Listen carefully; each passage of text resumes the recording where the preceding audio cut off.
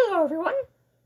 So, earlier this year, during June, Rovio released a series of images. Oh, before I start, actually, this theory is going to be probably just me with a bunch of insane ramblings based on this one image here. So, if this theory seems stupid, it's because this was the best I could come up with at the time. Hopefully I'll come up with something better soon. But, anyway, during Pride Month, Rovio released a series of images with birds, a bunch of pride flags behind them. Overall, I don't think it's the end of the world or anything because of those. The whole breaks the lore thing, it was mostly just headcanons anyways.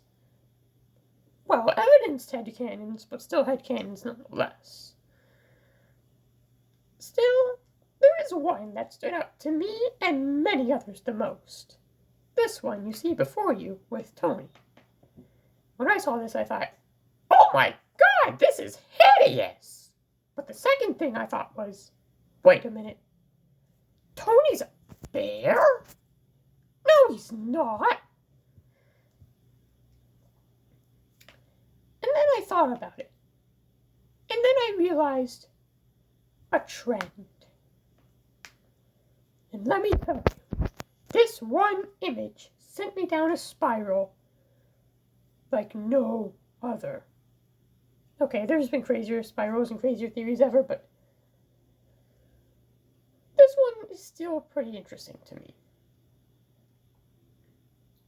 Because, similarly around this time, there was a bit of a trend involving bears that I seem to have noticed. First of all, Clash of Clans releases a new troop with the ability to turn into a bear. Spirit Halloween comes out with a bear animatronic wearing purple, for crying out loud. Clearly, all of this is made because of one reason. FNAF's 10th anniversary. Okay, so maybe some of it is a stretch, but surely an Angry Birds can't be. Okay, let me backtrack and explain myself. I want to say it was this shut up. I made a theory suggesting that Angry Birds and Five Nights at Freddy's were the same franchise, and I highly recommend you check out that video before looking at this one. And in that video, I made some good points. I put out some bold ideas, and I said some things that haven't particularly aged too well. Mostly just ideas that have been debunked by recent theories.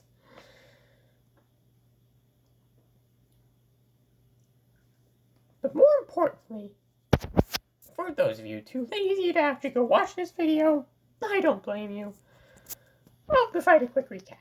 In the video, I suggested that FNAF World Update 2 was kind of like a world between worlds that connects a bunch of video games all made by the same developer, two of which just so happen to be Angry Birds and Five Nights in FNAF World.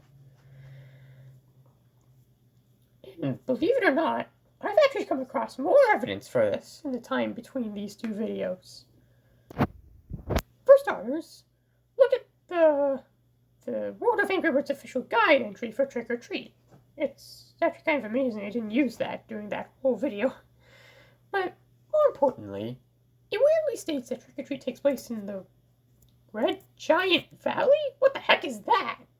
We only see it here, we never see it again. And more importantly, it looks nothing like Trick or Treat. There's no leaves on the trees, no green grass, no water. And I can understand why there wouldn't be any sunlight. I mean, it's Halloween, it's gotta be dark, but the point is, these two look nothing alike. In fact, it more so resembles Hammier things in Trick or Treat. So, what gives? Well, is it possible this area was made up? Because this is where the portal to FNAF World Update 2 is located at. Maybe.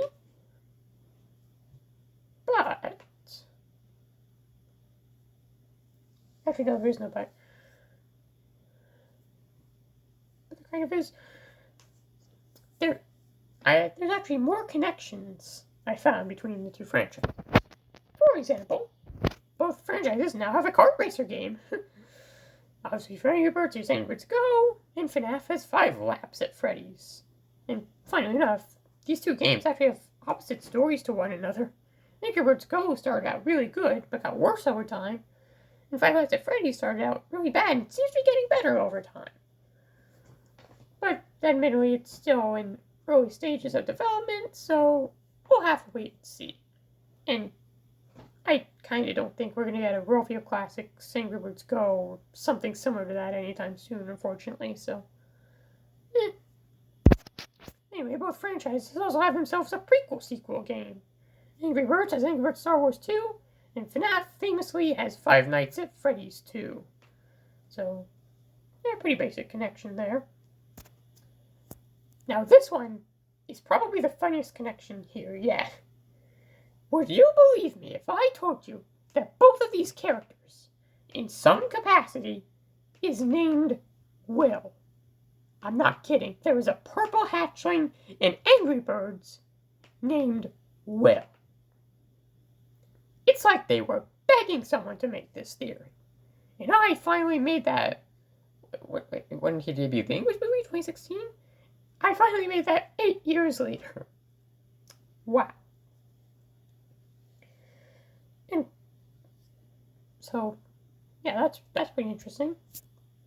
Anyway, both franchises also have a very dumb theory that makes no sense. For Angry Birds, there's obviously my entire channel. No, I'm just kidding. Of course I'm talking about... No! For Angry Birds, there's the Angry Birds movie right-wing propaganda thing. Shut up!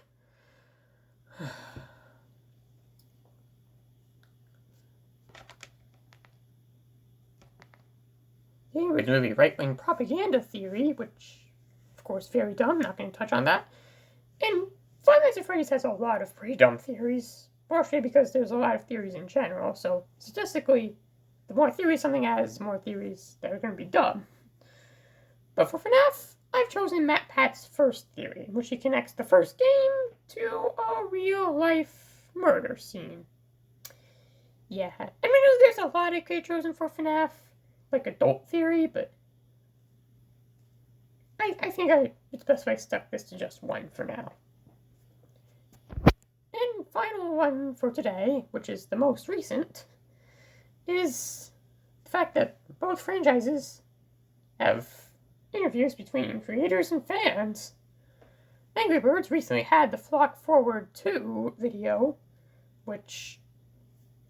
not helping your case, Rovio. Come on, guys. This was like a last-minute addition to all of this. And obviously, Five Nights at Freddy's has the Dawko and Scott Cawthon interview and the John FNAF Steel Wool interview. So that's pretty fun. Anyway, after that, now that tangent's done, since we all know Rovio is a greedy piece of shit company, they're obviously going to want to jump on the bandwagon for trends. And as such, they'd obviously want to join in on this trend too, because of course they would. Why wouldn't they? They're the same franchise after all. Anyway, so let's take a step back and think about this for a second. What do we know about Tony? Well, we know he's Terrence's cousin, obviously linking a connection between the two. He's also very much a recolor of Terrence, admittedly with, I guess, softer fur. I think that's what they were going for there. He's blue, and there's a lot. There's a lot. Okay, and I narrowed it down to this. Tony is a recolor of a previous character, blue, Christmas theme, assuming he originated from a Christmas episode, has a unique ability in comparison to his recolor. He originated from a delisted game, and for whatever reason, is a bear. Which again, I don't think is really canon, but if anything, it's probably just, oh, he lives in the Arctic, he's a polar bear, haha. And then I came across and made this whole theory. Oops. But there is one character in Five Nights at Freddy's with all 6 of these traits. And one character only. Freddy Frostbear from FNAF AR. Okay, so how does this solve FNAF? Well, it's definitely deeper than just, oh, these 2 characters are somewhat connected. There's another connection. And I could have done that, but this one felt too oddly specific. Like I needed to dig deeper on this one. And during my research, so one of the weirdest things I've noticed about FNAF AR is the fact that we have to collect remnant to power up our animatronics. Why? In theory, this is all the Mimic's doing, right? And he doesn't have anything to do with remnant. He's all just an advanced AI. And sure, it's possible that because he's mimicking William Afton, he's doing the thing where he was using the animatronics to send out to collect more remnant to bring his kids back, but I don't think that's what the Mimic is doing here. No, I think we're collecting remnant for a different reason in FNAF AR. And during my research, I stumbled across this image of Terrence in a bear costume. Now, to the average viewer, this might not seem like much, but take a closer look at the details. Notice the yellowy orangish fur. And I'm not just talking about the sun shining on it. The 2 buttons on the belly. Heck, even the position he's sitting in.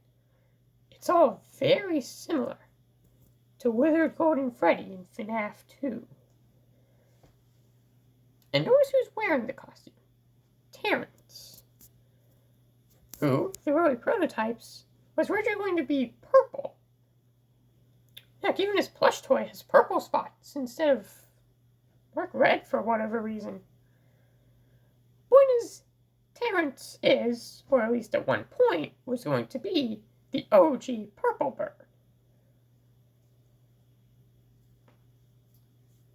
Already establishing a clear parallel with William Afton. And as we all know, Scrap Trap was made when William Afton took parts from Golden Freddy and used it to rebuild his suit. Almost like William Afton wearing Golden Freddy as a costume. So putting all this together, call this a stretch, but is it possible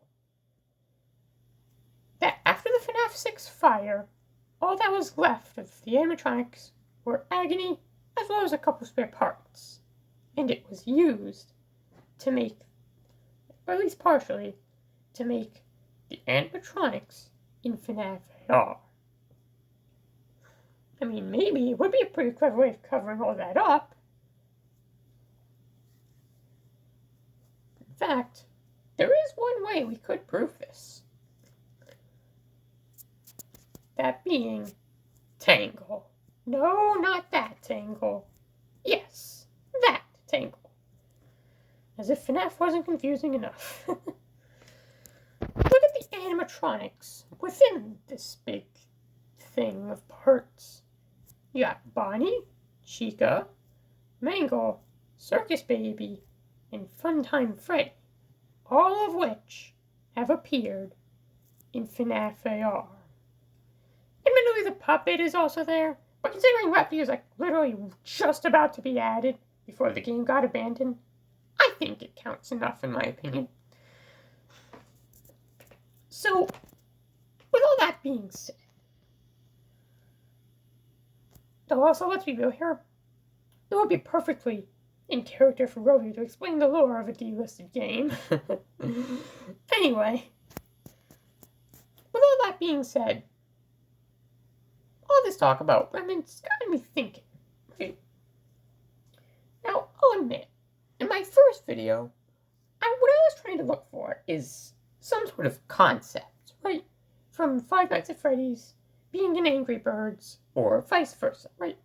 Just 100% confirm the connections between the two.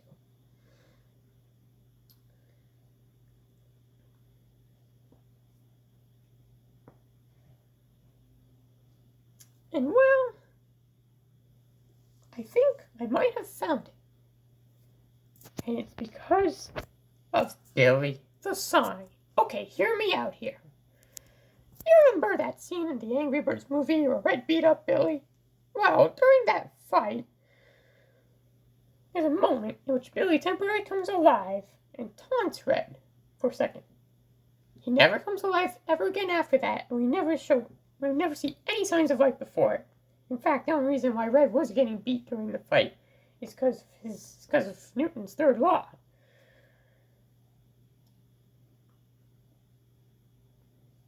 So, why did he randomly come alive there? Well, think about it from FNAF.